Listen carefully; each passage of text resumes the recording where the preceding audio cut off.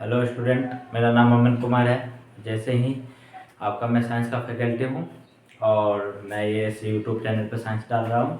तो मैंने आपको रसायन शास्त्र अभी पढ़ा रहा हूँ, जीव विज्ञान और भौतिकवाद में। रसायन शास्त्र में मैं 5वां अध्याय पढ़ा रहा हूँ, तत्वों का आवर्त वर्गीकरण। ये पढ़ना बहुत इंपॉर्टेंट है, तब ये सब चैप्टर आपको आसान लगेगा।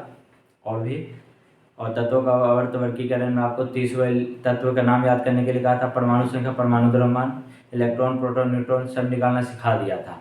आज इस अध्याय को स्टार्ट करते हैं और ये आपका आज स्टार्ट हम कर रहे हैं। इसके बाद पहला चैप्टर पढ़ेंगे इस चैप्टर के बाद। तो पहला अध्याय, आइए 5वां अध्याय पढ़ते हैं। तत्वों का आवर्त वर्गीकरण पढ़ रहे हैं, ठीक स्टूडेंट। तत्वों का वर्गीकरण से लाभ क्या है? अच्छा, तत्वों का वर्गीकरण मतलब क्या? वर्गीकरण मतलब क्या होता है? अलग करना। जैसे चावल में आकर आ जाता है तो आगर को चुन के अलग कर दे तो वह क्या हुआ? वर्गीकरण हुआ। तो उसी तरीके से यह तत्वों को आवर्त वर्गीकरण, आवर्त में सजाने को ही कहते हैं। अब ये आवर्त क्यों नाम है, ये सब आपको बाद में पता चलेगा। तो सबसे पहले वर्गीकरण समझ ली क्यों, लेकिन ये क्यों किए? वर्गीकरण नहीं करते तो हमको क्या नुकसान था, क्या नहीं। तो वही तत्वों के वर्गीकरण से लाभ हम बता रहे हैं कि तत्वों का वर्गीकरण क्यों किया गया। क्यों अभी किया गया? बहुत साल पहले बहुत कम एलिमेंट खोजे गए थे, बहुत कम तत्व थे। बहुत साल पहले कम तत्व थे, तो बहुत कम तत्व को पढ़ना आसान था, क्योंकि एक एक करके पढ़ लेते। अगर 30 तत्व खोजे गए थे, 30 तो उसको पढ़ना आसान था। लेकिन आज के समय 118 तत्व खोजे जा चुके हैं। कुछ बुक में 111 लिखता है, लेकिन आज आप लोग 118 याद रखिए, 118 तत्व खोजे जा चुके हैं। 118 तत्व खोजे जा चुके हैं, तो उसको समझना, 118 तत्वों को अलग अलग पढ़ना बहुत कठिन होगा। इसको एक जगह कैसे पढ़े कि ये 118 तत्व भी पढ़ ले और याद भी रहे। तो इसी के लिए, आसानी के लिए इसको वर्गीकरण किया गया है। उसमें देखिए क्या है, इसमें तत्वों को, गुणों का अध्ययन नियम से किया जाता है। नियम से किया जाता है। अब कोई भी चीज़ को नियम से करेंगे तो वह आसान रहता है। कोई भी क्वेश्चन वोश्चन बनाते हैं आप लोग मैथ में, तो जैसे तैसे बनाएगा तो बहुत लॉन्ग जाता है, और नियम से बनाते हैं, ट्रिक से बनाते हैं तो आसान रहता है। उसी तरीके से ये चैप्टर भी है, ट्रिकों पे ध्यान, मतलब समझिए कि नियम से पढ़िएगा इस चैप्टर को तो बहुत आसानी से। पहले हम लोग तत्वों का आवर्त वर्गीकरण लाभ हम लोग जान जाते हैं क्यों लाभ है। तो इसमें तत्वों को अध्ययन नियम से किया जाता है। सबसे मेन इम्पोर्टेंट है, सभी तत्व के गुणों का अध्ययन अलग अलग करना नहीं करना पड़ता है। मतलब 118 तत्व है तो आपको 118 तत्वों को अलग अलग करके नहीं करना पड़ेगा। इसमें कुछ का समूह बनाया जाएगा, ग्रुप बनाया जाएगा। जैसे आपके क्लास में अगर 20 स्टूडेंट है तो 20 स्टूडेंट को, 100 स्टूडेंट है, मान लीजिए 100 स्टूडेंट है क्लास 6 का, तो 100 स्टूडेंट को एक टीचर पढ़ाएगा तो बहुत कठिन है। तो उसको 20 स्टूडेंट करके 5 टीचर को दिया जाएगा तो आसानी से पढ़ाया जाएगा।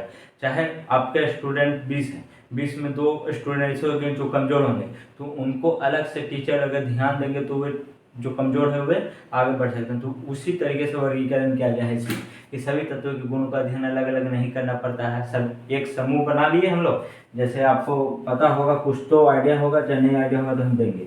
ये मान लीजिए कि ये है तत्व है 118, तो इसको हम लोग बांट दिए कुछ भाग में।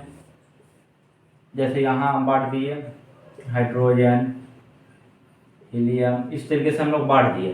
तो ये हम अगर हाइड्रोजन के बारे में पढ़ेंगे तो इसका जो भी ग्रुप आएगा वो सभी ग्रुप हो जाएगा। हीलियम के बारे में पढ़ेंगे तो उसका जो भी ग्रुप आएगा तो सबके बारे में आ जाएगा। तो इससे हमको आसानी होता है, एक समूह के तत्वों को, एक तत्व का अध्ययन करने के सभी तत्वों का अध्ययन हो जाता है। इस पॉइंट का यही कहना मतलब, ये इंपॉर्टेंट पॉइंट है।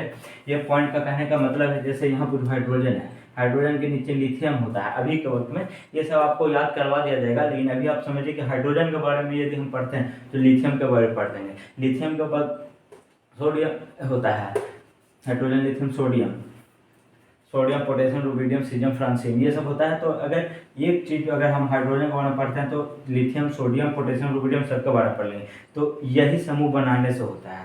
समूह बनाने से एक चीज़ का अध्ययन करने पर सभी का अध्ययन हो जाता है। वही यहाँ बात लिखा है, एक समूह के तत्वों को, एक तत्व का अध्ययन करने से सभी तत्वों का अध्ययन हो जाता है। फिर चौथा पॉइंट है, किसी समूह के तत्वों के गुणों के होने वाले परिवर्तन को समझ सकता है। अब जैसे मेरा कहने का मतलब है कि हाइड्रोजन लिथियम में कोई गुण अलग होगा, तो ये गुण इसमें अलग हुआ तो इस ग्रुप के इसमें भी वही गुण अलग होगा, क्योंकि एक ही तत्व के एक ही मतलब समूह में रखा गया है। तो एक तत्व का अध्ययन सभी तत्वों का, बस उसका वही कहने का अर्थ है कि एक तत्व का अध्ययन करने पे उस सारे समूह के तत्वों का अध्ययन हो जाता है, इससे हमारा आसान हो जाता है।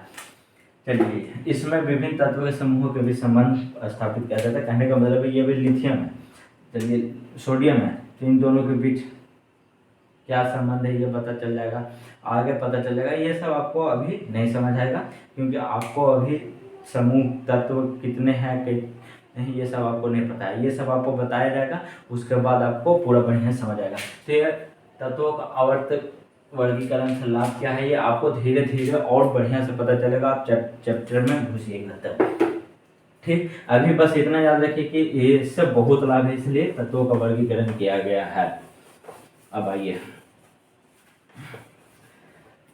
तत्वों का वर्गीकरण प्रयास क्या क्या था, स्टार्टिंग से आइए। तत्वों के वर्गीकरण के प्रारंभिक प्रयास, मतलब शुरू से अभी तक कितना तत्व को कैसे बांटा गया, बहुत इसमें कितने पढ़ने हैं। एनसीईआरटी में मात्र 3 दिया हुआ है, डोवेनेर का त्रियक, न्यूलैंड्स का अष्टक नियम, मेंडलीव का आवर्त नियम और आधुनिक आवर्त सारणी, ये 4 दिया हुआ है एनसीईआरटी में। इसका हल्का फुल्का चर्चा किया हुआ है। जैसे पहला हम पढ़ाते हैं धातु और अधातु में वर्गीकरण।